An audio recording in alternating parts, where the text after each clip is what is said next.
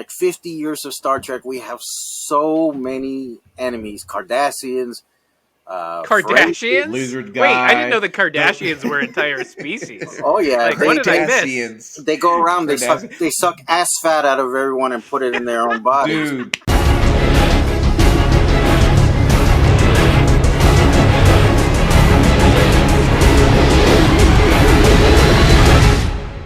All right, welcome everybody to another edition of the Heroes Peak podcast. I am your host, Chris, of course, with my friends and co-hosts, Mike and James. How are you guys doing? The dead silence. Yeah. Listen, for me, it's been a very disappointing week, being honest here, because I've been disappointed by some role models. The NBA has failed me with all these injuries and these terrible ref calls. Oh, man. Jonathan Majors has failed me as a role model. We need a variant. Mando season 3 and the brain trust of Filoni and Favre has failed me. A lot of failures. Not this Favre. week for me, man. You were not stealing money from poor people. You're talking Filoni.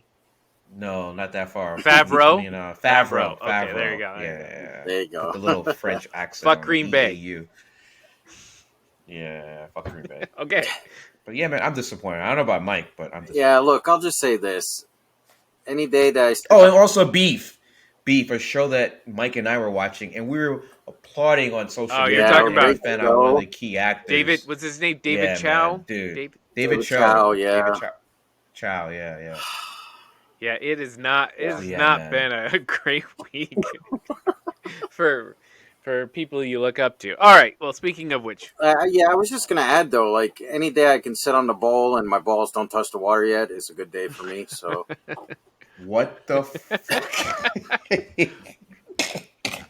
So I'm not that old. I feel okay. Like, I'll make it through the day. I was gonna say don't edit this part out, but Mike's in charge of the editing. So. Oh man! All right, get a little swimming cap for it. Let's go. I've got shit in my head right now. Let's go. I'm sure you can sell that. Someone's gonna buy it. Yeah. That's it. We can put the little goat on it. Goat nads. We're off to a great start. So we're here to talk about the two season 3, not just the finales, the whole seasons as they were. We're talking about the Mandalorian and Picard season 3. The big stars go off on a boxing match here. A little Creed version 3 going on. And who's going to win? We'll see by the end of the night. We'll see who we decide who won this season 3 battle.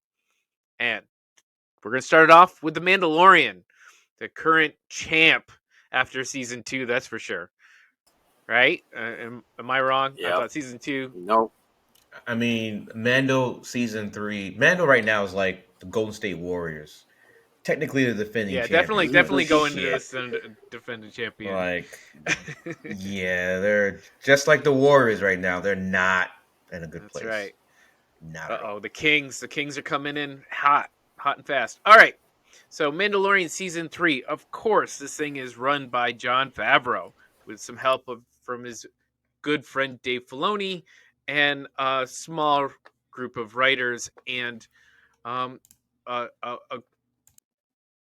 changing cast of directors, some of whom we've seen before, all of whom are talented. I didn't really have many problems with the directors per se, but we'll get into that as we go.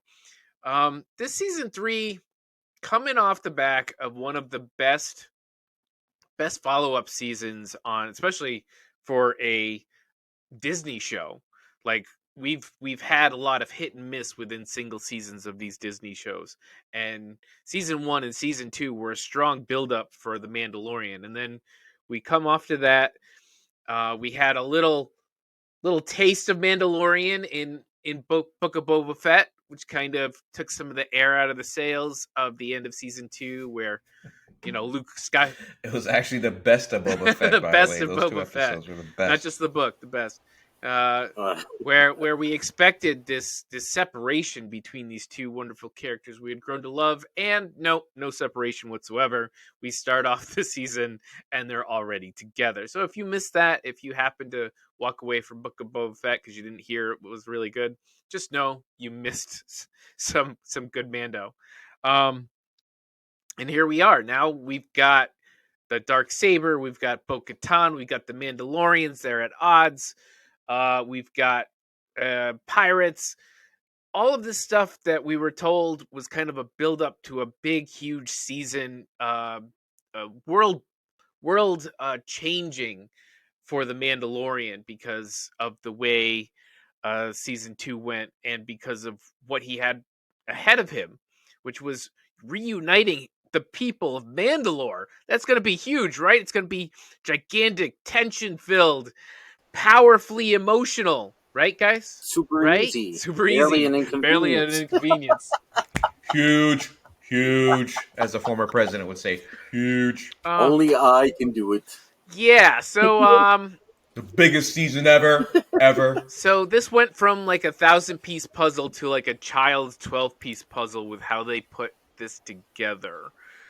Even though all of the pieces are there, even though they technically accomplished all the things they said they were going to do, beat the bad guys, reunite the Mandalorians, repopulate Mandalore, make Grogu an official Mandalorian, or at least a Mandalorian cub. They did it all, but they did it all in a rather weak and simplified manner. Tell me what you guys thought going into the season and your general feeling about the season now that it's over before we get into any specifics. I'll let Mike go first. Yeah, I think overall it didn't live up to the hype. I was really hyped for this season to see, the bringing together of the Mandalorians and Bo-Katan's return, and a lot of teasing of Thrawn. I thought we would get a Thrawn appearance maybe and some other, you know, Easter eggs, but we didn't get any of that. But like overall, I wasn't disappointed. I just, it just didn't live up to the hype that I think I had just had in my head, right? So I enjoyed it. It just seemed like cookie cutter Star Wars to me. You know That's what I mean? good. I like that analogy. Cookie cutter Yeah. Star Wars. So James. I mean, Mike hit the big points. I just want to add on to that. It's like, you're dating a girl for a couple of weeks. First date was amazing. Second date was like bravo. And you're like, all All right, right, it's been time for 25 me to years since introduce you I've to the done this, boys. so you're taking me back. Follow along. Follow along. I'm going to spell it out for you so it's easy to follow along. So on the third date, you're like, let's get a little group setting. Let's have her meet some of the friends. Maybe not your closest friends, but associates. And you're like, she's going to nail it because she's been like awesome the first 2 dates. Then she makes a fool of herself. And you're sitting there like, wow, I vouch for her. I thought she was going to be like the long-term thing. And now my buddy's looking at me like, dude, we need to talk. And I'm sitting there like, wow. Maybe this is a one-off position. Maybe she's nervous. Maybe her head wasn't into it.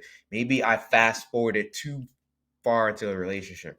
Or maybe this is really who she is. And I just kind of like glossed over the issues of first 2 dates. So it's like Mandalorian is like that to me. I love season 1. I definitely love season 2. There was things to nitpick about the first 2 seasons. And I think, Chris, to your benefit, you were spot on season 2 about a couple things. And I know I argued against you because, I was infatuated with, the date of season 2. But now going back and analyzing season 3 and seeing where the flaws were in season 2, and we're going to get into this, I hope, for, Grogu, a couple things that I think that really failed in season 3. It came out to it be exactly what I thought it would be after the fact, after watching the entire season, that this show had a novel idea and they catapulted it themselves in season 2 to the point where now it's too big. It became too big, and they threw away some of the good parts in season 1 to try to chase the success of season 2 to a point where it wasn't the same show any longer. And that's my surface summary of it. All right, so for me, I really was in love with the Mandalorian, and I got and same as you, I really did. But the things I was pointing out that annoyed me and annoyed me more, especially within the book of Boba Fett, and actually what happened there came to Chris is about to a speak the horrible truth. Yeah, Chris is fruition about to here speak the as truth. well, which is the I don't want to say inability, the unnecessary decision to take us away from the narrative, but not in a way that forwards the story we're in. Like, you watch anime, right? I'm gonna look at it this way: is you walk away. Let's do The Last of Us. We're gonna talk about The Last of Us. The Last of Us in 2 or 3 different episodes walked away from our main narrative to show us other characters or the history of characters, and in all the time it deepened our understanding of the world, but also the characters within the world that we're following, and gave us some appreciation. Whereas this, I think they wanted to do that, but in both cases, it was in the wrong spot. Like, if you took the 2 episodes of The Mandalorian that were stuck in the Book of Boba Fett and put them at the beginning of this series, why not? Like, what? How does that hurt anything? That actually improves the whole thing. Yeah, you could have replaced the Lizzo episode. I don't think and you even need to one other replace it. episode. Give me 11 episodes, like, or 10 episodes, whatever. It doesn't matter. You produce them. I just find it really weird. And then you have this separate episode here, which at first I didn't mind the idea because I thought it was going to further what's going on, which is the cloning guy from the beginning, from Mando season 1. And we're like, get back to him. And then we see him and this other the spy, who turns out to be the spy for Moff Gideon within New Republic. The only real spy. And I'm like, in the damn okay, show. all right, Yeah. we're gonna further. This is gonna be some interconnected shit that's gonna go on, and we're gonna see this start to work. But it just kind of glosses over. Like, it's just oh, hey, she's a spy, and like, that's it. Like, I did not like. It didn't do anything once it happened. And the same thing with the guy we're following. I'm like, okay, he's from season 1. We're getting back. We're going to understand what the Republic is doing, because Din is trying to get the Republic help. And so it's all kind of working together, because we want to see, this is how the Republic fails to be helpful to Outer Rim, which is going to help the future rise of the First Order. I mean, this all works together. It's all I can see it. I can see the ideas working in the F&F, writers' room, but they couldn't quite bring it together for me. Like, everything was just like, here, it's done. The same thing with the Darksaber is probably the most egregious part, easiestly identified version of this. Din gets the Darksaber. Him and Bo-Katan at the end of season 2 are like butting heads over the idea of this Darksaber. Mando's spending all season trying to wield it, and he can't understand why he can't properly wield it. But then, like, they become friends, and they go out on like a couple of hijinks adventures, and then he just like hands it to her and tells everybody, look, hey, I didn't really win this thing. She gets it. And they're all like, yeah, we're back together. We're friends again. Like, that's what bugged me about. Yeah, I think just to marry my own thought with what you were saying, because I wanted to bring this up, is that this season, unlike for first 2 seasons, left itself open to so many fan theories because we didn't sense a foundation in the story from the first 2 episodes, right? Episodes 1 and 2.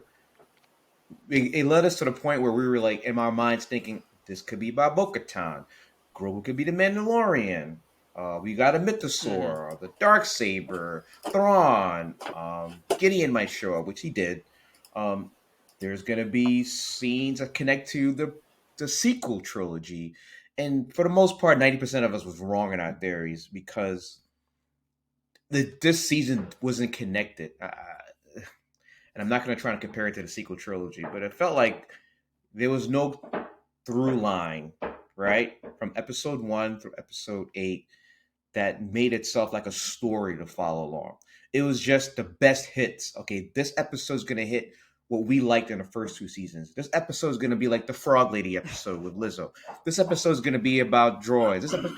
And like, for better or for worse, I think that Disney and Lucasfilms thought that season 3 was going to be a jump off for like the Filoni universe. Like we heard at Star Wars Celebration, you've got all this stuff coming out, all this content coming out. And it seems like when they were creating season 3, that somebody said, hey, listen, we got to tie all this in. We got to start giving little like jump offs to these other stories. It's like Age of And Ultron I thought the all episode over you mentioned again. about the spy, the episode that you mentioned about the spy, I actually liked it because it gave me some feelings of Andor.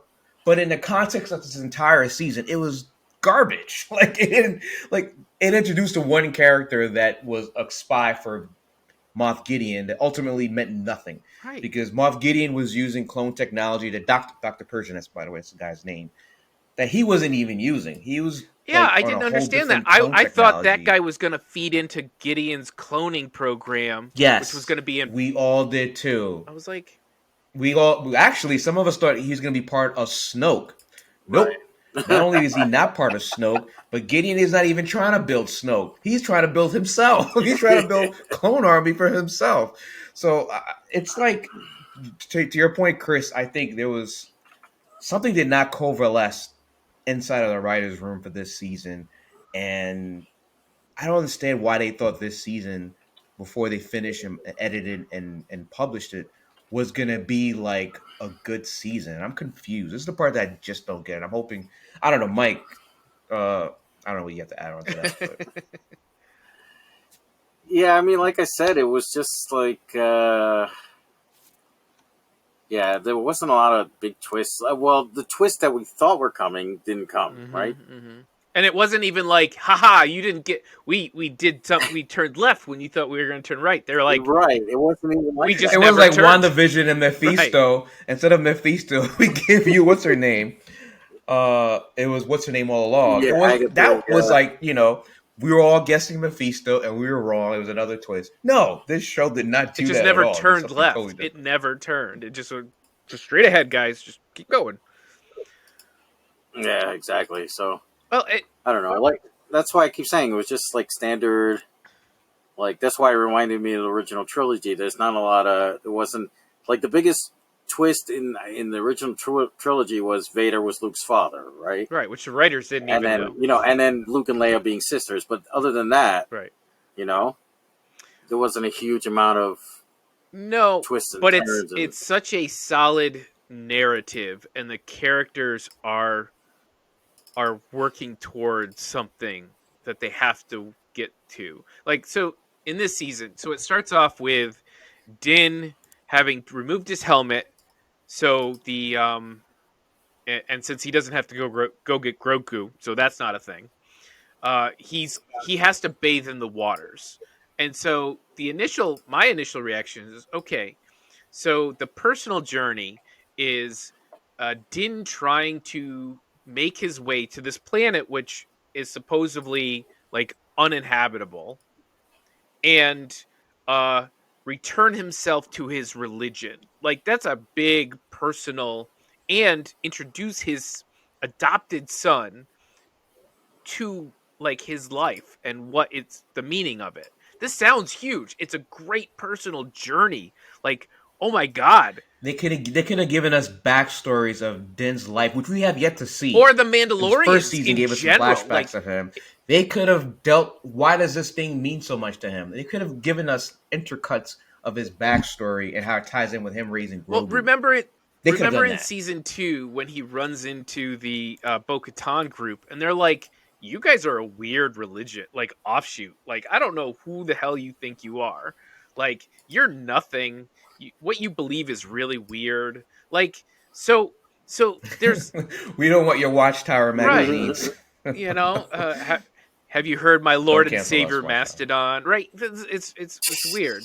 So Mastodon. so there's like there's this Mythosaur. very interesting like juxtaposition between two people from the same location, but obviously believe something. There's edge there between them. What's the history? If you didn't watch Clone Wars and you didn't watch the other animated series, you don't know the history. Not that you have to, but there's an interesting division there to follow. So you could give me a little bit of that. They never mentioned Satine. They never, No. you know, why does Bo-Katan feel she deserves the Darksaber? What does the Darksaber even really mean to them? And so all of this interesting thing that's sitting right there at the beginning of the season, that I'm like, oh, this is our direction. We are going to learn about the Mandalorians and the history and the divisions and their religion, and that's going to be so personal and powerful.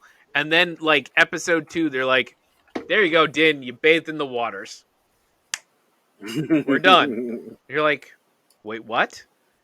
And then Bo-Katan like, nah, I don't want anything to do with you. And then Grogu shows up and she goes, oh my god, boy, where's Din? Where's Din? Where is he? Oh, show me where he is. Did Timmy fall in the well? It was fucking a Lassie episode. Now. Yes. Okay, that was funny. I enjoyed the now stuff. Yeah. We'll get to that. It was funny the first But time, but I think the first half of this season took all of the stuff that was built up from interesting in season 2, that the tiles it set up to do, and just was like, okay, guys, we got to get past this so we can get to this big, huge, universal Moff Gideon air battle stuff. Like, And the final episode was so short; they could have expanded a bit. I think it was only like the 36 final minutes. episode didn't feel like a finale. Like, Yeah. was it me, or did this not feel like it was a finale episode? well, Other than you could tell they spent more money on the CGI. it was a high but CGI. The same level of Yeah, tension. no tension. Yeah, I felt more tension in the previous episode than this episode. Yeah, And then they do something like the Mandalorians are running away, right? Guys, we're getting right to the finale because that's what's interesting here. The Mandalorians are running away. Grogu, who was with the Mandalorians, is suddenly not with the Mandalorians. He's in the base somehow. Like, I'm glad that you realized Just that, because I there. was looking when when Bo-Katan was leading them. I was looking for his IG-11, and I didn't see the IG-11 mecha. I'm like, wait a minute, did they forget him? and he's just And then he just made it in. Like, nobody noticed. He just got there. And then like they're like, okay, they're fighting in the hallways. We got to jetpack out of here. Lazy And then they land in like the little Garden of Eden, and we get like a 2-minute scene for whatever reason to say, yeah, we can grow crops here. Did you not know that? You know why? Because some people were thinking, fan theories were thinking that the 3 Mandalorians that they found and the people were like cannibals, and they were the spies that were Yeah. Oh, no, spies. And I'm like, no. Apparently, they have other ways of eating meals. and but they yeah, thought the they're not armor cannibals. was a spy. Look, None of that. I panned thought out. the armor Yes, was a spy. We thought Axe was a spy. We Right. thought Axe Wolf, whatever his name was a spy. Mhm. There are so And then he many piloted the ship interesting, by like, himself. hey, these aren't all just like a group of people who all act exactly the same, who dress all the same, who are the same. What if they had? Mando. What if someone had different ideals? What if someone was a spy because they had a personal thing that they could gain from it? But no, that would cause tension. That would be interesting. That would make a character an individual and not just a guy with a slightly different weapon. And we don't want that. We don't want that kind of complexity in Mandalorian season 3. By the way, Mike, and I said this to you guys on text, the Din and Grogu fight against the 3 Praetorian guards, in my mind, and I know Chris is going to argue, made The Last Jedi irrelevant with Rey, who was a Palpatine scion, and Kylo, who was like the king of the Kylo Ren Knights, whatever they were called. Like, it made me laugh that Grogu, who's like a baby Force user, and Din, who had no weapons and a regular, he's a Mandalorian. Yeah, we get it. They took out those 3 Praetorian guards that destroyed Paz Vizsla. Yeah. And I'm like, man. But to answer your question, Chris, there's three things I really. I'm going to focus more on the finale Mhm. and a little bit of the series. I mentioned this to Mike. I think maybe I'm wrong, but it looks like the finale. They took some cues from the original trilogy with the wipes. They used it twice in the episode, and then the puppeteering of Grogu and also the droids with R5 and the Imperial mouse droids. Yeah, it was funny, Yeah. but the way they were moving to me looked like it was like in Cloud City and Empire Strikes Yeah. Back when they had the same droids moving around. I'm like, wow, did they just do that on purpose or just ran out of Dude, CGI when that funding? But to mouse me, when that it mouse droid looked left, I'm like, oh, really he's gonna cool. come back and so, with a guard. But no, he came back with a No, it came back with more. His posse. Yeah. He's like, "Yo, homies, we run this area. Get off our block, And then, R5." and when the That when to the one me, I fell off love that. the ledge, I was laughing my ass off. Yes. Yeah, but R5 And R5 redeemed R5 himself. was just like R2. Yeah. Like when he plugged into the central network to help Din, that again R2 and Empire Strikes Back. And Yep. I think maybe it wasn't intentional, but it has to be. But It had to have been we have to intentional say that that they went the back. Empire just leaving their entire system available to any droid that walks down a hallway is really a huge problem for their infrastructure. They really should have that fixed. That's So my I'd take. say most of my favorite stuff this season has to do with droids. So at first I was I like agree. like Yes. the Grogu IG-11 That's thing. At first I was against it, but as soon as he hit that no and yes button, I was all in. I said this is Yeah. great. Grogu can communicate. Right. We're getting something out of this character. Then he was running around. Then he's like at the market and he's picking up food and he's like freed. Like the character got freed to do something. And then they like in the battle they cut it down, which okay, whatever. I'm not a big fan. There's a bigger story Right. that Star Wars can use with droids that we know is out Yeah. Right. there, and I'm not saying it should come from the show. Mm-hmm. It shouldn't come from any existing IP, but someone should actually look into at Lucasfilms and Disney of creating about what exactly in the life of these droids and the history of these droids, whether they're sentient or not, using a slave labor. Now we're Like there going was an back to episode that we Solo. didn't like. Now we're going back to We're Solo. calling. Yes, you can throw that. That's the one good part about that movie. You can that Lizzo and Jack Black episode to me introduced the jump off to someone else to go into this issue. That was actually But that's not about that the was show. actually my next thing. Was I actually thought that episode had a lot of interesting things and ideas, even if they overwhelmed us with guest star appearances. Whatever, that's fine. And Grogu was a toy again, whatever. But the interesting thing was all of the droids and the some droids running away and some droids wanting to be useful and some droids worried about they're going to be shut down and what they drink when they're off hours, the fact that they have off hours, you know. Yeah. And Like there's a nanobite virus that right? exists that can affect them. Like holy and shit! and then Right. and then in this episode and I think it was episode 6 or whatever, the little astromech droid that he brings around with him, he's scared, like R5. like R5. yeah, Yeah. he's scared but he's useful and he does his thing.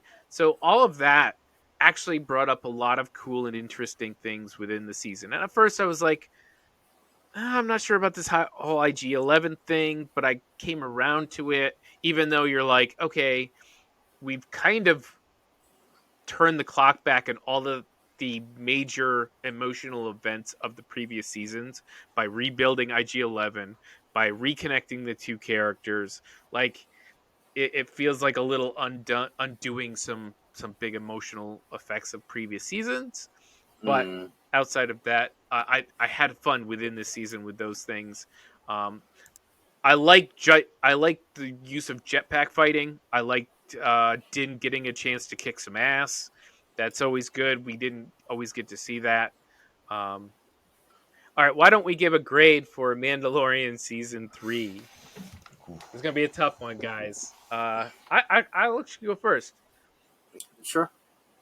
I have to give it a C plus. I hate giving it a C plus. I have to give it a C plus, even for all the parts that I did like. Like I said, online, I'm more disappointed than anything, and I'll come back for Ahsoka and Visions and season 4, but I'm not going to give it much more higher of a grade because I think it really everything it wanted to set up, everything that was great about the first 2 seasons, the personal, the hey, this is a character that's not part of this giant world thing. We're going to separate a little bit. We're going to give it some space, and they've kind of thrown that all away. So C plus, James. Before I give you my grade, you mentioned something on text. I want to make sure you put it out there on formal podcast.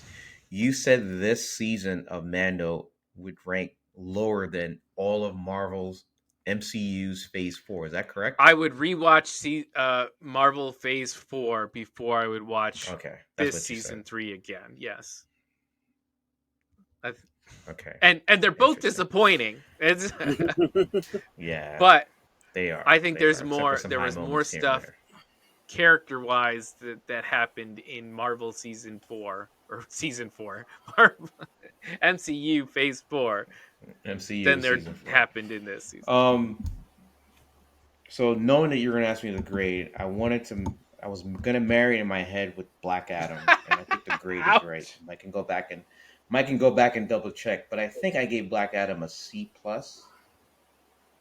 I think I did. So I'm gonna give this season as well a C plus to match your grade and Black Adam. It wasn't terrible. It wasn't a D. It wasn't a F. But man, it could have been so much better. Like Black Adam could have been so much better. C plus for me. Mike. Yeah, I think I'm gonna do a little better than you guys did. I think I enjoyed it more than you guys. Again, it wasn't Marvel terrible. Star Wars pay that man. Right. Yeah, please. Please. Wasn't the best season, but I was entertained. I enjoyed it. It was good seeing Bo-Katan back and all that stuff. Shout out to Katie Sackhoff. She did a great job. So I'm gonna go B minus. All right. And there it is. That's season 3 of The Mandalorian in the books. We'll see what Disney. Hey, Chris, let me ask you a question real quick before we end this segment. Where do you think this show goes for the next season? Or because I haven't heard about season 4, but we do know the Filoni universe is going to tie in all these shows. There's supposed to be a movie. If not season 4, I don't know. Where do we see? If there's not a season 4, where do we see these characters in the next Filoni universe movie? I really see after this, I've got to lower my expectations where I expect them to go. So it ends with them having a little a little desert home, but also Din offering his services to the New Republic. So maybe they get pulled back to basics. But understand, if he does that, Grogu comes with them, who's a Force user. Understand that, right? Okay. See, I don't even know what interesting adventure, because I know the way, like you said, this whole idea of this Filoni universe plus this movie that's supposed to being produced, Ahsoka, and there's another one, Skeleton Crew, I think. So I have a feeling it's just going to be some kind of more crossovers. We're gonna get.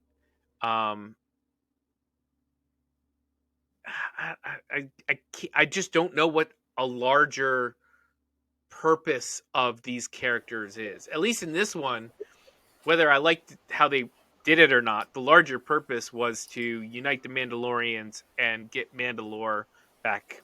Yeah. So now, like, his purpose is really just to sit there and be like, hey, I can get a few bucks by getting a bounty, which is back to, season 1. But at that point, Djarin didn't have a purpose. Yeah. What's his purpose? Is his purpose to make the universe better for Grogu, or is his purpose I don't know. That's where I'm very much open to where they could go, but I'm having a tough time predicting where they think it should go, and maybe that'll come clearer as we see these other things start to coalesce around an idea so that Dave Filoni can have his movie. Yeah, this All is right, for all right. you. We should take a Yeah, break. we got to take a break. We Yep. ran this a little bit long, but Yeah, we're gonna come sorry. back. We're gonna talk about Picard when we get back. Ugh, the other one, the other star failure. Oh, wow. All right, welcome back, everybody. And we're here to talk about the second Star Season 3 fantasy, sci-fi fantasy series. Perhaps the better one. Yeah. Perhaps the better one. This is Picard Season 3. Now, as we mentioned previously, we thought Mando Season 2 ended on a real high, and we were really excited for what was coming. Whereas here, we were kind of in the opposite position, where we thought Picard Season 2 was kind of on a low, especially after Picard Season 1. It really was on a downswing. Wasn't a lot of expectations, especially for me, going into this season. I didn't even know they were going to release it. And then Mike's like, "Are you watching Picard?" I'm like, "They released another Picard?" Mike was beating me in my head every other. James, when are you gonna watch Picard? I'm like, Jesus, dude. But unlike season 2, where this season went, is kind of back to the basics of a Star Trek movie, in the sense that we got back to like the original crew. In this case, the original crew from the Next generation. Next Generation, plus Raffi and Seven of Nine, because they're just popular characters right now. And they have to break the rules to prevent a catastrophe. Like that's what Star Trek like crews do. They they break the rules, and they prevent the Prime world from Directive. ending. We haven't heard that in a long time. Right, exactly. Fuck the Prime Directive. So it compared to season 1 or season 2, which is kind of went low, kind of tried to do alternative universe stuff, timeline stuff. It went really crazy, kind of with the narrative, and didn't really work. This one was a little. J.J. Abrams was smiling at season 2. This one, though, starting off kind of slow, did gain some momentum towards the end, and prickling the member berries got us to where we wanted to. We were excited to watch more episodes. We were interested in the narrative, and it pushed forward to, I think, a rather fulfilling end for this season. Let's go around the horn and see what you guys thought going in and coming out of this season. Mike, let's start with the Trekkie. So, first off, I was really excited when the trailers hit and we saw that the TNG cast was going to be back. And I am disappointed we didn't see Wesley. I thought he had teased on his... I follow him on Facebook, and I thought he had teased that he was going to be in it. Which is weird. He showed up in season 2, and they just like name dropped him in this season like he was a chump. Yeah, wait, he didn't have any sexual allegations in real life that kept him from coming back? I thought I read that somewhere. No, I don't know. I didn't hear anything about that. No. Dude, he's been a pretty half-ass internet no, research. He's married. He's a wholesome guy, dude. Let's stop right there with he's married, a wholesome guy facade. What do you mean? What did you hear that I didn't hear? I did not hear anything. I'm gonna look it up. Continue. Okay, Go ahead. okay. Continue. You send it to me later offline, man. Excuse me, got me all choked up now. his hero. You're talking about man. His hero. Anyway, I was excited, to see that they're all coming back. I was a little sad to see some of the other guys go. We did have Raffi and 7 of 9 back, of course, and like the few minutes with the Romulan that was kind of in love with Picard. You know who I'm talking about. At the Picard winery. Yeah, I always thought that was a bit weird, but that's just me. But, well, whatever. And then we got this whole introduction with Beverly and Jack, who turned out to be Picard's son. And, I think you guys were with me, like, where are we going with this? Is this, like, What did we compare it to? I forget. There was Kingdom of the Crystal Skull was where I that's was it. going It was with it. Shia LaBeouf, right? Yeah. I was like, and I was your son all along, and you're like, oh no. That's what you meant. Yeah. I thought it was more Fast and Furious, but you're right. This one is more appropriate. Yeah. So I was getting a little worried there, and there was moments, and then when we had the changelings, I got excited again because we hadn't seen the changelings in a long time since they got defeated. For those who watched Deep Space Nine, the changelings and the Dominion War took place on the other side of the wormhole in the Gamma Quadrant, and was a big thing. It lasted a few seasons, and so they were defeated, and it was good to see them back. But it was a little weird how the new changelings were, and I won't get into all that. And then turned out to be the Borg, and the first one, they first revealed the Borg. I kind of went, really, again. You sure you weren't like eating with all your other Trekkie fans who were going like, "This is the best thing ever"? No, It I put a don't, and I tear. don't understand that either. Because when I went online, Somewhere people were like, here, "They you were should all hit all of excited." the tweets. Yeah, Like they you were should so throw in happy here and like excited. They were like, on his "Yay, trailers. the Borg are back somehow!" Borg are And always back. They were back in all 3 seasons of this yeah, show. The Borg are super back. I guess, but that's why I was like, you had the changelings. We have so many in the like 50 years of Star Trek. We have so many enemies: Cardassians, Kardashians? Lizard Wait, I didn't know guy. the Kardashians were entire species. Oh yeah, Like, what did I miss? Cardassians. they go around. Cardassian. They suck ass fat out of everyone and put it in their own bodies. Dude, Gorn, the lizard guy, the Yeah. Furberries, Although V'ger. if you watch, V'ger. you guys haven't watched Strange New Worlds yet. They are teasing the Gorn, No, and I'm the not gonna. return of the I'm not Gorn. gonna. I'm in. So I watched it just for I that one really, episode. I have so You many tell other me when things I'm episode is, watching, and I'll but watch that. I do want to no, watch. actually, so I'll tell you the truth, guys. Strange New Worlds has been better than Picard has been. So, and it's But is it still because below Lower Decks? Lower than I Lower put it Decks? above Lower Decks actually. Oh Because shit! because Lower Decks is it's a comedic show, right? This one is more straight Star Trek. It's episodic. There's not one big arc throughout the whole season. So it reminds me of the original series where every episode they'd wind up at another planet and they'd have to solve something. Something's going on. They have to figure it out and blah blah blah. But back to Picard. So yeah, I was kind of let down a little bit, but when they brought back the Borg, but I'll say it was done well. I think the last 2 episodes, even though we reintroduced the Borg, the Borg evolved a bit. The whole how the subterfuge to take over the Federation and stuff like that. It kind of did work for me in the end. So I give it a pass that they actually brought him back. So overall, I think I was happy with it. All right, James. So unlike Mike, I had no interest in watching season 3. I was let down by season 2. It was terrible. Q. And Mike had every week kept beating me. And Q was one of my favorite villains. And I saw a couple episodes. I was like, no thanks. Give me W. And I'm like, then I think you started watching it, Curse. You watched it before I did, at least the first episode. And I saw you had a little decent. I'm like, all right, Mike and Chris, fuck it, let me give it a shot. And I did not like the first episode, and I'm like, shit, I was right.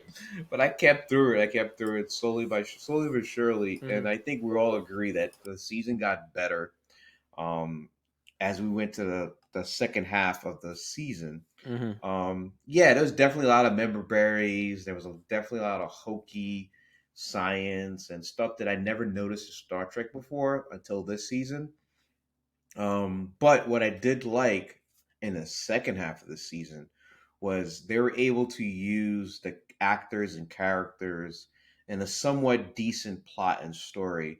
That although I didn't agree with the Borg coming back, let's just take that out of the equation. Let's say you never knew about the Borg and you're just watching this season, you would enjoy it. And I did, despite the fact that I knew previous Star Trek Next Generation canon information.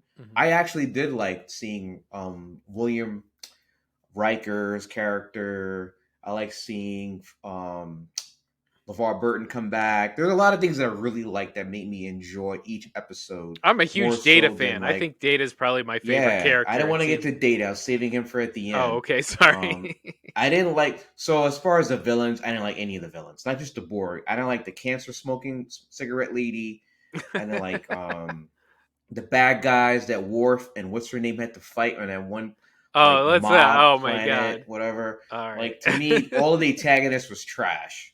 It was really about a show buttoning up the characters that we love from the next generation and other cameos like 709, whatnot. Even like the character, what's his name? Who got killed? The captain of the Titan who got killed. Yeah, the Um, asshole guy. Yeah, Captain Shaw. Yes, like his Shaw, Captain yeah. Shaw's character, who was playing a douchebag at the beginning and all the way through the finale, you realize he was, he was a traditional military dude. Yeah. He was who he was, and you liked it. He turned out to be a Um, great character. Yeah. Mhm. He was a great character. Mhm. So I think, unlike Mando, this season, although not the most expertly written show with a great antagonist, still gave me enough of character development with the good guys that I was like, I'm invested. From episodes 4 on, I was like, okay, I'm looking forward to next week's episode. Right. That's my take.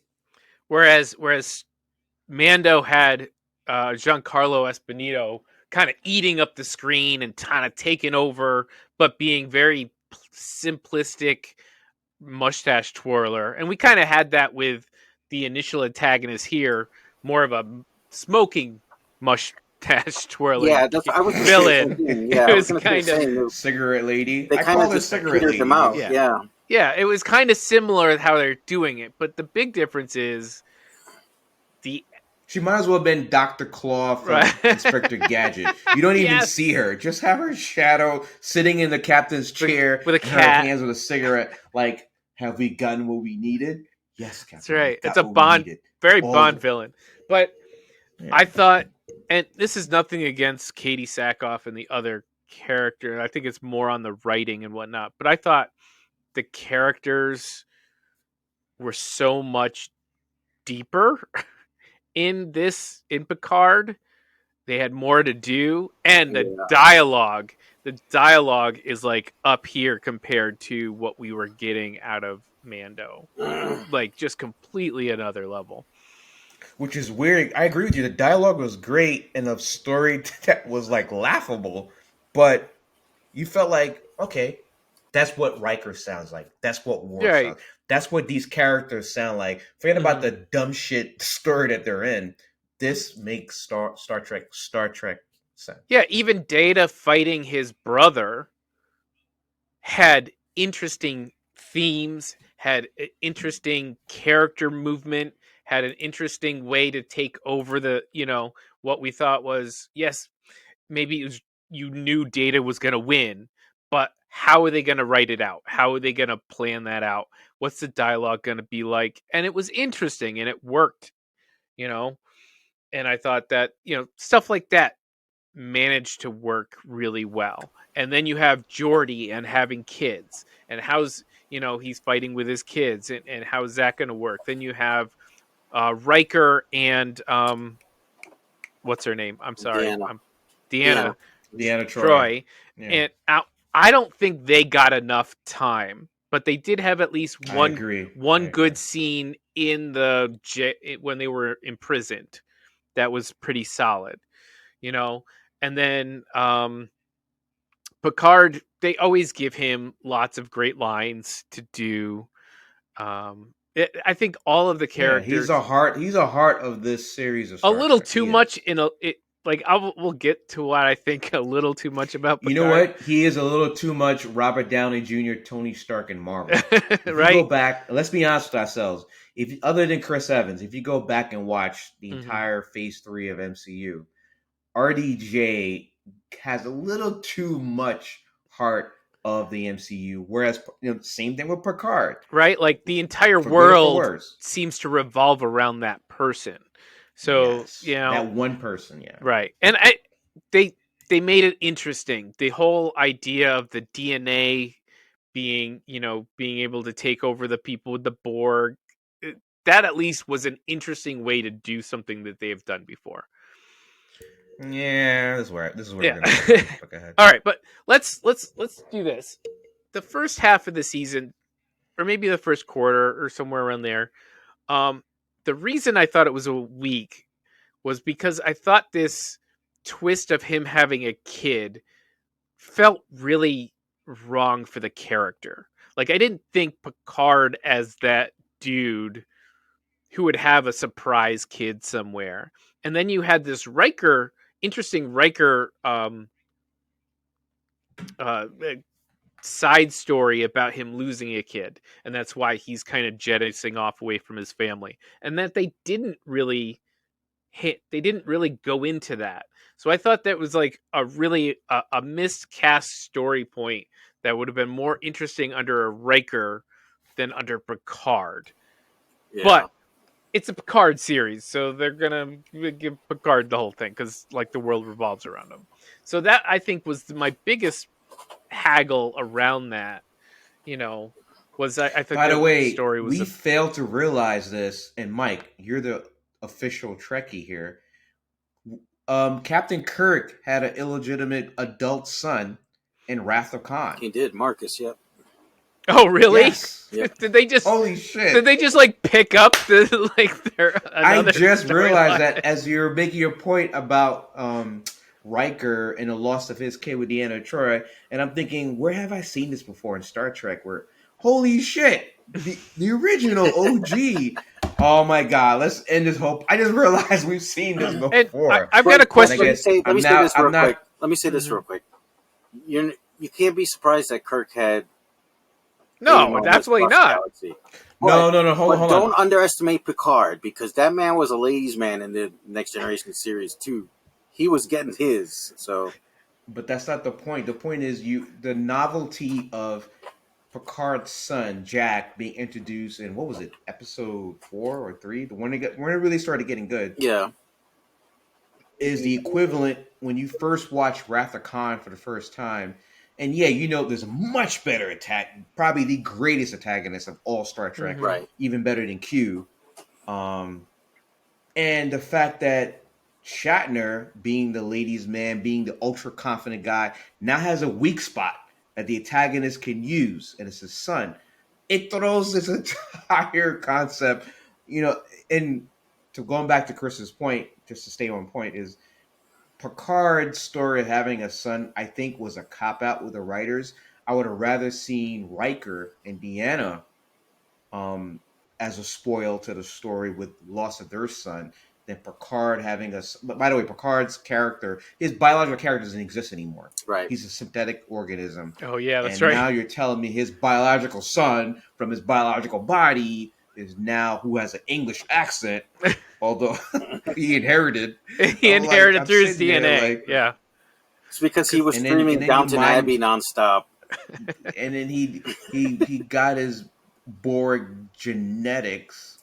And I'm like, so now I'm starting critiquing this entire concept of the show. And I don't want to get to that. I think I want to stay on the positives. All right. Stay on the positives. And I think, go ahead, Mark. How did you think the actor for Jack was? I really started to like him at the second half. Again, most of the stuff, not a big fan of like him being that kid, but I thought the idea of having this virus and then kind of being the reason for all of this happening, I don't think they kind of did enough, like what that would do to a person. Like they were really obsessed with how this affected Picard and not how it affected the kid who was spreading this virus. And this is what I mean about the world revolving around Picard. But I thought the actor did a good job in his role. I thought when he was switching in and out of having these superpowers, I thought that kind of worked and was a little fun. This is obviously on the action-oriented side of Star Trek, a little more actiony than normal as any of the previous seasons. True. But I thought worked well when it was the younger cast doing it. What did you guys think about Mike? Go ahead, Mike. I want to hear what Mike Mike, go ahead. About Jack. Jack. Let's go Yeah. with Jack. Like, Yeah. what do you think about him as a character and that storyline? So I'd never seen him in anything before. I guess I made that Downton Abbey joke just now. I guess he did 17 episodes of Downton Abbey. Wow, really? I've never watched that show in my life, and he So was he in. couldn't lose his English accent for the role. Damn. I don't know. I guess, but It's the Gal Gadot syndrome. yeah, exactly. And yeah, one. It did Go ahead, start. Mike. I think Sorry. I'm with James. Like it started off a little weird, and then, I mean, then it got weirder. But he kind of worked for me at the end. I liked his character evolved. I guess right And to that's what you want. yeah. He was like, I don't need anybody. You're not my daddy. You know what I mean. To Classic. maybe this group thing isn't so bad. Classic. And You know? I like, you got to fall in love with the other guy's daughter first, which Mhm. didn't go anywhere, oddly. For now. LaForge's daughter. For now, they're on the LaForge's same daughter? ship, so we'll see. Oh, that's right, they are. Yeah. There was Two a little daughters, weird right? though Two that daughters. he just got out of the academy and all of a sudden he's special counselor to the captain or whatever. But okay, That was weak. It wasn't as weird as like a pirate, a thief, and a And a spy spy. being. no, I actually It was like so that. meta. I like that though. That was cool because I would watch that right? show. I would watch that show. I would. Yeah, maybe they get one. Who knows? But yeah, that's my thoughts on Jack. Okay. I 7 of 9 got a lot of work in this show. Milf. Jerry right Stop it! Don't get canceled. Jerry Ryan. I just couldn't remember. Sorry, I had to look it up. Jerry Ryan got a lot of work to do in this show, whereas like the Raffi character started in the first half and then almost got replaced by 7 of 9 in the second half, and things. Not that those were the only two characters, but I thought her stuff was good. It really really worked. Her storyline was good. What she had to overcome was good. They didn't fall back to her being taken over as part of the Borg again. The Borg. I was like, oh no, poor Jerry Ryan's gonna have to do the Borg thing again, but she didn't. She didn't. That's good. I was Right. worried too when she started getting affected with the signal, and I was like, oh damn, here it comes. She's gonna And they Hulk did out. I'm glad it didn't. And again, when we got introduced to her in season 1 again, we thought, oh, she's gonna have to do this Borg thing again, but she didn't. They did a No. good job with her character not falling back into this Borg thing, but having her have other issues with other people and whatnot. And I thought she probably got the best outside of the main cast, the main TNG cast. She got the most and most interesting work to do. I'm gonna take you another level in that, Chris. I think she was better than the main team. I mean, other than Picard, her character in Worf was part of the main cast. I think to Worf. me, were the unsung heroes of the season. Yeah, I agree. Whatever scene that those two were in, I was transfixed. They were a on great the team, screen. yeah. And I definitely like whatever they're involved in more so than any other character, even Riker, Data, Forge, you name it.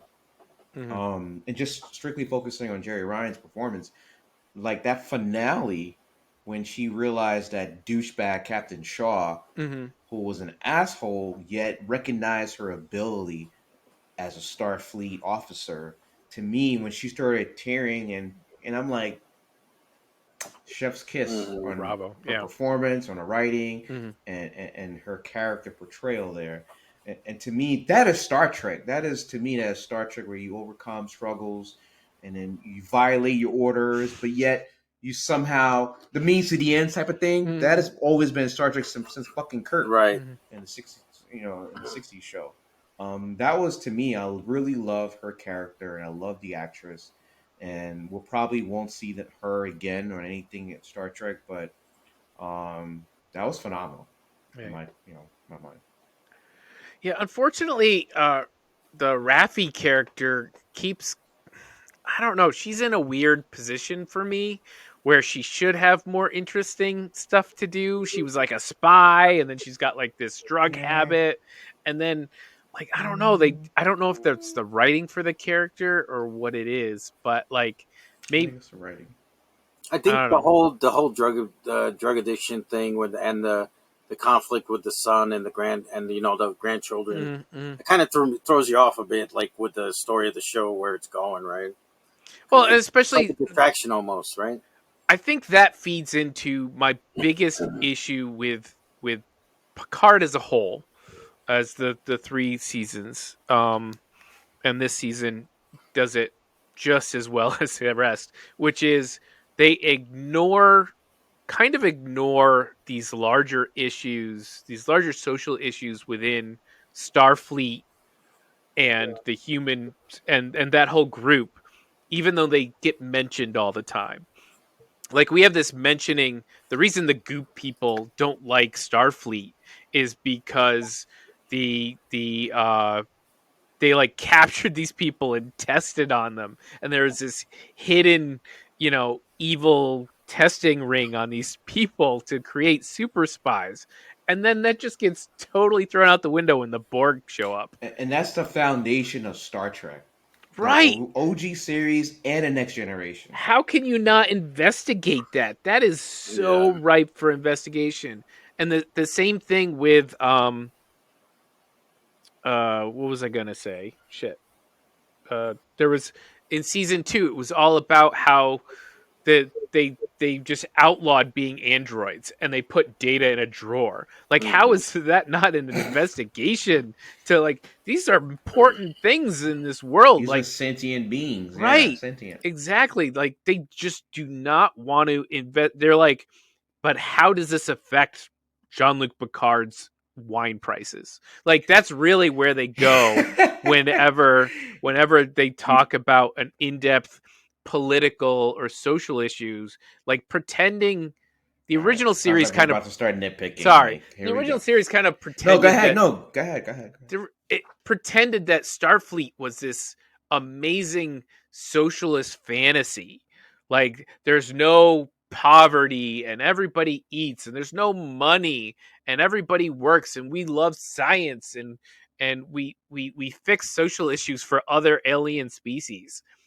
But now you've got these characters that are deeper in the sense that you've got a drug addict who was kind of kicked out, and she's not seeing her kids, and then you've got this data issue, and then you've got these alien species that hate you, but you're not really talking about it.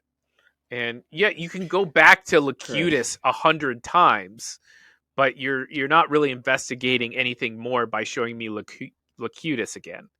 The cutest, yeah. You know what I really like about the original Next Generation, which plays into this Picard season, Mm-hmm. compared to to my mind, I'm still a fan of the original series. Mm-hmm. Mike, you're on mute. Um, because the novelty of Kirk and everything with this, the idea of a society, utopian society, and still struggling. Whereas to me, the Next Generation was more the smarter version. Like, okay, it's not so utopian. There's government, governments and all this type of stuff that's happening. There's other societies that don't want to be part of Starfleet, and how do you interact with that? This season of Picard, if it's the final, it is the final season, could have wrapped up the fact that the failures and the positives, right? Mm-hmm. Like, Mm-hmm. as much as Picard and his and a Starship Enterprise NC-1701 D save the universe, they also fail the universe with the Borg and the Q and so many other instances.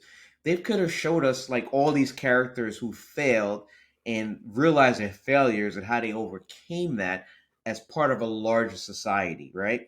Mm-hmm. Because and I would have loved to have been the antagonist, not Cancer Lady of the Borg, but like an evil fucking Picard. Because they did this in the original series of evil William Shatner and Spock. But imagine an evil Picard who somehow survived and became um, sentient, who knew all of the Starfleet secrets, who did the same assimilation, whatever. And Picard would have to actually go against mentally and physically against his evil half to save the universe. Like that would have been a more interesting plot because then you would have talked about the Prime Directive, whether Starfleet was good or not. Because the evil Star Trek could have said, you know what, Starfleet did more to damage the universe than to help the universe. because all these worlds existed before Starfleet, right? Mm. You know, Vulcan, et cetera, et cetera. The Kardashians, like to Mike's point, the Klingons. These societies lived before there was a Starfleet, and you could argue, you could really argue that Starfleet, like the New Republic and Star Wars, was a failure. There's so many things you could have done that tied into the concept and core of the Next Generation in the first couple of seasons, where you were focusing on main characters like Picard, Riker, Data, whatever, but the larger story was, what is Starfleet doing in all these vast new worlds, these vast new places, Yeah, and how does it impact society? this season definitely felt like there's good guys and bad guys. Like, oh, these goop people are just all bad guys. Like at the very end.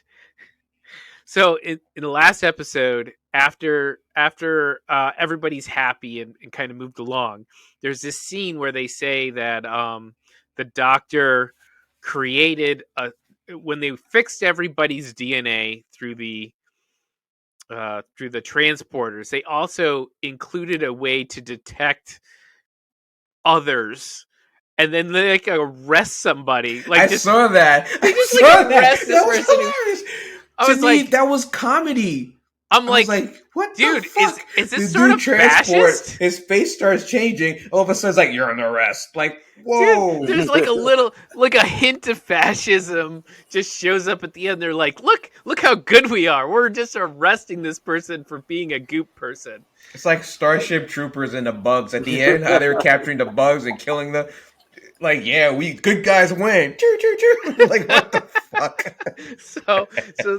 Like, I just there's some stuff there that they were like, yeah, all the Borg are bad, all this or that. Like, okay, I get why the Borg is bad, but we've seen that it's not just an automatic, just kill everybody kind of a thing. Can we?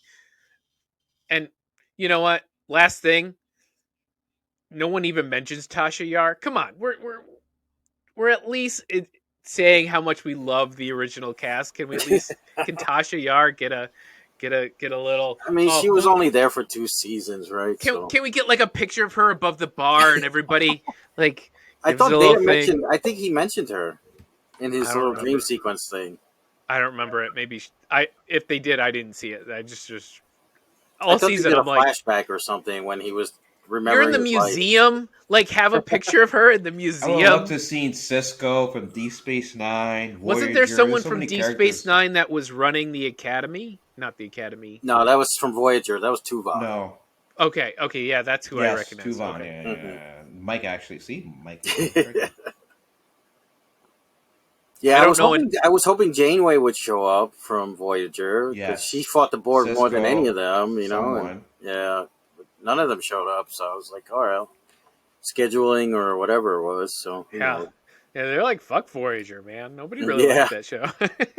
Because, by the way, I don't know, and I don't know if that was in your agenda, Chris, but where do we go from here? I don't think, obviously, this is the final season, but for this current timeline of Star Trek, the prime Star Trek universe, not the J.J. Abrams timeline, the real. I Star think we're Trek, done. Like, we're doing a Brave New Worlds, which is a prequel. Mm-hmm. We're doing Lower Decks, which is an animated show. Like this is it. This is the cap on the entire main Star Trek timeline. Yeah, I think so.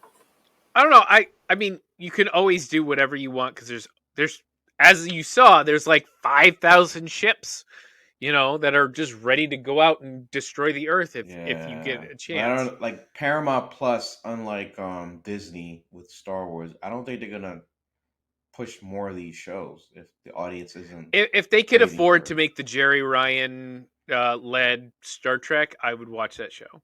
That was a We'll a see. cool crew. They all had pre-made personalities that were interesting. Well, at least 4 of them did. That's another thing. They don't mourn their dead in Star Trek. Like people like die and they're like, "Oh my god, they're dead," and then you never think about that person again. Like they just Other than don't give a Spock, you're shit. right. That's it. I don't know how many people died during that assault, and like it's not mentioned at all. There will be a Remembrance Day at some point. Yeah, they'll all gather again and be attacked by the Borg. All right. I guess All the right, last thing to great. say is, Okay. Mike, did you want to mention the Chekhov um, Easter egg? Yeah, so in the end, we get an announcement of fleet wide, and it's from Admiral Chekhov. At first, I was like, "There's no way Pavel Chekhov's still alive," but then Chris pointed out, Literally Chekhov's gun. but it turns out it was his son, I guess. So Anton Chekhov, and I think the little Easter egg there is a shout out to the kid who played Chekhov in the JJ movie. His name was Anton Yeltsin. He died. Who passed Yeah, he away from passed real away. life? Yeah, So it was a nice little shout out to him as well. Mhm. So that's dope. yeah, We got That's we dope. got a pretty heartfelt dialogue finale. What did you guys say? I thought the ending the original crew on like just a friendly poker game and like overlaying the credits as they slowly just like you just watch them play a game. It sort of reminded me of the end of Avengers 1 when they're all just like eating. They're Trauma. all just like Hold on. Did you exhausted. not? Did you not grow up watching the Next Generation? There's been many episodes that ended them with them playing card game. And maybe I just don't remember them well enough. yeah. The poker game's a big thing on the in the All next of them, generation. really? All right. Yeah. Why We am I know just which one of blanking these on them? three is not. We know which one of these three Yeah, is no. not Okay. a Trekkie. All right, so that's cool. That's cool. I thought it was cool. I just like seeing them just be friends. I thought that was a Except nice for way. now, data playing is a big. Me being now 30 years older than when I first started watching the show, realizing Data should be winning all of these games. Like, come on. Mhm. Like, he's a walking poker machine. Like, Well, he's human now, so maybe he can kind of lower his math capabilities a bit. yeah. And last thing All right. is we got a shot of Q going up to Jack as the Gray man Q. final shot. And I know James, you specifically had an issue with. So Q has been my favorite villain of the Next Generation, not all Star Trek, and I think it was lazy for maybe the actor, but I want to say production and the show not to freaking give this dude just for men and black out his gray hairs and make him look the way he looked in the original show because this dude's an immortal being. Like what the this corporal form isn't his real form. Like why he's got to be gray? It makes no sense. Like stop it. They didn't have the Come on, money. Paramount Plus. They didn't have the money. All right. I think that's about it. I think we want to give some grades for Picard season 3. And maybe if you Oof. want, you can give a grade for all 3 seasons if we think this is the last one. No, I don't want to do that. All right. So let's just do season 3. Mike, I'll let you go first. All right. So again, I was excited from trailers and a little let down as the season started going and built up a little again. Overall, I think I was satisfied. I think this one compared to the finale of this one compared to the finale of Mando, I think this one was better. Mm-hmm. So I'm giving this one a B plus. All right, Mike. Right, Mike. James. Mike 2, Mike 2.0. Mike 2.0. I'm the upgraded version You're of the Mike, Borg 2.0. but my right? grade is downgraded from B plus to just B, straight B. I think I'm the least, the person who least is bothered by the Borg here.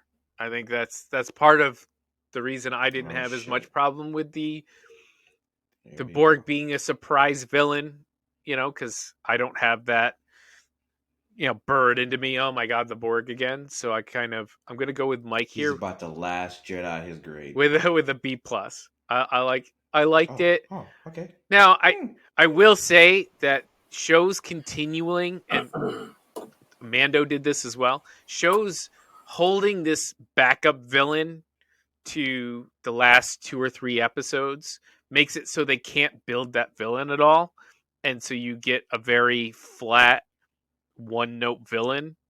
Like the Borg Queen wasn't interesting, but I've seen her in like 2 other seasons. So like I'm kind Yes. of related to her personality and all that and her obsession with Picard, but I just I don't think we got enough of how her setup of Jack would be more interesting if we were kind of seeing the Borg Queen more and getting more like whispers in the dark of Jack hearing the Borg Queen in the back of his head, not knowing who it is. And it's okay if we know the Borg Queen's talking to him. I think if you go episode 4 or 5, and we kind of, oh shit, the Borg Queen's talking to him and she's whispering in his ear, and instead of this whole Good red point. door thing and whatnot. Yeah, It's that was okay for stupid. us to know Red things that the rum. character doesn't That's very know. Stephen Kingish. But for no I reason. just think that these shows keep holding these bad guys way too long and not giving us enough to build them up for something interesting, as opposed to a surprise. I don't need a surprise twist who the real bad guy is. But that's just me. Sounds like we all enjoyed this season better I than did. Mando. I really enjoyed watching it, especially like the last 3 episodes. I was like, oh, I got to watch the next one. Oh, I got to not watch the next one. So I didn't feel the same way with Mando. So, all right, guys. Mike, where can people find us and tell us how much more they love Star Trek than Star Wars? As usual, you can find us all over the galaxy at Heroes Peak, Facebook, Twitter, Instagram, TikTok, and YouTube. Don't forget to like and subscribe. Hit that bell in the corner to get notifications. And leave a comment below. Let us know which you thought was better, the Star Wars finale or the Star Trek finale, if you've seen them both. Mm-hmm. Let us know why you preferred one or the other, what you're looking forward to if in these respective universes. So let us know. Andor season 2. That's what everybody's looking forward to, right? Right. And leave a comment. Leave That's right. a comment. Tony, a few folks, Angel's been leaving comments. We need the entire Heroes Peak community to start leaving comments so we can interact. Please leave a comment. Also, Don't check text out, me, leave a like, comment. I post great stuff on Twitter. Come over and I know Yes, we don't. check out our Twitter feed. I know we don't like the billionaire over there, but it's okay. You can come and interact with me for free. Also, check out our TikTok feed. Holy shit, our TikTok's been blowing up more than our Twitter feed. Mike's doing work Thank you, over Mike. there. James giving reviews. It's all good. It's all good. All All right, guys. We'll see you next week. Thanks for joining us. Good night. Adios. Night. Hey, Indigo made the beat.